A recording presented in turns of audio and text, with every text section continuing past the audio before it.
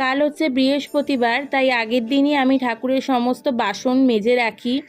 লক্ষ্মী ঠাকুরের যে ঘট আগের সপ্তাহে বসাই, সেই ঘটটাকেও আমি তুলে নিই বুধবার দিন, দিয়ে তারপর সমস্ত কিছু মেজে রাখি।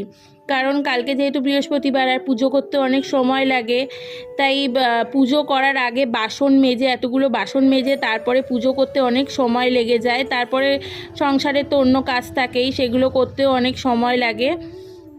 আর পিতলের বাসন তো আর এমনি মাজলে হয় না, সেগুলোকে পিতাম্বরী দিয়ে মাজতে হয়, একটু চেপে চেপে মাজতে হয় অনেকক্ষণ সময় ধরে, তাহলে না খুব পরিষ্কার আর চকচকে হয়ে যায় পিতাম্বরী দিয়ে পিতলের বাসন মাজলে। আর স্টিলের বাসন তো এমনি একটু সাবান দিয়ে ঘষলেই পরিষ্কার হয়ে যায়।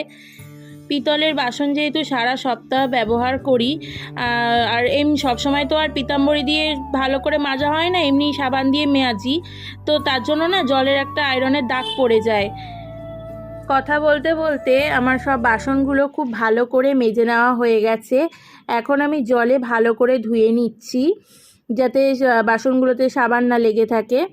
তা দেখো পিতলের বাসনগুলো কতটা পরিষ্কার হয়েছে আর কতটা চকচক করছে। আর স্টিলের বাসন তো এমনি সাবান দিয়ে মাজলে পরিষ্কার হয়ে যায়।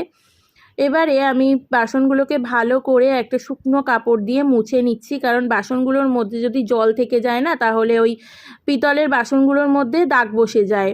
তাই একটু ভালো করে মুছে নিতে হয় যাতে জল না থাকে। এবারে বাসনগুলোকে আমি রোদে একটু উল্টে দেবো।